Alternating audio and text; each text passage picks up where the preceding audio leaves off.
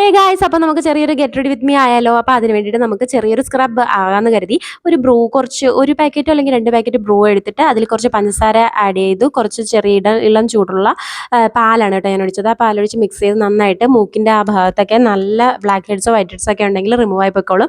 അങ്ങനെ wash out ചെയ്ത് കളഞ്ഞു. പിന്നെ ചെറിയൊരു കുക്കുംബർ എടുത്തു. കുക്കുംബർ കട്ട് ചെയ്തെടുത്തിട്ട് വേപ്പറൈസറിൻ്റെ ഉള്ളിൽ ഒരു ചെറിയൊരു ബോട്ടിലുണ്ട്, അതിലേക്ക് ആക്കിയിട്ട് നമുക്ക് കുറച്ചൊന്ന് ആവി കൊടുക്കാമെന്ന് കരുതി. അങ്ങനെ ആവിയൊക്കെ കൊടുത്തു. കുറച്ച് സമയം ഉണ്ടെങ്കിൽ മാത്രമേ നമുക്ക് പറ്റുള്ളൂ കേട്ടോ. 12 മണി ഒരു മണിക്കൊക്കെയാണ് നമുക്ക് പോകേണ്ടെങ്കിൽ, അല്ലെങ്കിൽ വൈകിട്ടത്തേക്കുള്ള ഫംഗ്ഷന് വേണ്ടിയാണെങ്കിൽ രാവിലെ തന്നെ നമുക്കിതൊക്കെ ചെയ്യാൻ പറ്റും. പിന്നെ കുറച്ച് ബ്രൂ എടുത്തു, പിന്നെ കുറച്ച് കസ്തൂരി മഞ്ഞൾ ആഡ് ചെയ്തു, അതിൻ്റെ കൂടെ മുട്ടയുടെ വെള്ളം എടുത്തു. അങ്ങനെ കുറച്ച് നേരം ഒരു 15 മിനിറ്റ് കഴിഞ്ഞിട്ട് വാഷ് ഔട്ട് ചെയ്ത് കളഞ്ഞു. അപ്പം നല്ല ഗ്ലോ വന്നിട്ടുണ്ട് കേട്ടോ ഫേസിന്. അപ്പോൾ ടിഷ്യൂ വെച്ച് നമുക്ക് ചെയ്യാം. ടിഷ്യൂ എൻ്റെ കയ്യിൽ തൽക്കാലം ഇല്ലായിരുന്നു. പിന്നെ കുളിച്ചിട്ടൊക്കെ വന്നു, കുളിച്ച് ഫ്രഷായി വന്നു. ഇനി ചെറുതായിട്ട് നമുക്ക് ഫേസിൽ സൺസ്ക്രീം ഒന്ന് അപ്ലൈ ചെയ്ത് കൊടുക്കാം. വെയിലത്തൊക്കെ പോകുന്നുണ്ടെങ്കിൽ സൺസ്ക്രീം മസ്റ്റാണ് കേട്ടോ. അപ്പോൾ കയ്യിലും നമ്മുടെ ചെവിയുടെ ഭാഗത്ത് ഫേസിൽ നെക്കിലൊക്കെ നന്നായിട്ട് അപ്ലൈ ചെയ്ത് കൊടുക്കാം. സൺസ്ക്രീം ഇല്ലാതെ പുറത്തൊക്കെ ഇറങ്ങുന്ന കാര്യം ഇപ്പോൾ ആലോചിക്കാൻ പറ്റത്തില്ല. ആദ്യമൊന്നും ശ്രദ്ധിക്കത്തില്ലായിരുന്നു.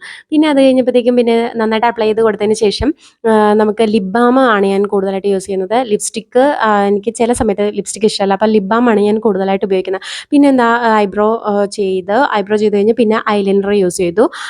ഐലൈനർ എടുത്തു കഴിഞ്ഞിട്ട് പിന്നെ എന്താ 11:30 ആകാറായി. അപ്പോൾ എനിക്ക് പോകാനുള്ള ടൈമായി. അപ്പോൾ ഇതാണ് എൻ്റെ ഫൈനൽ ലുക്ക് എന്ന് പറഞ്ഞാൽ.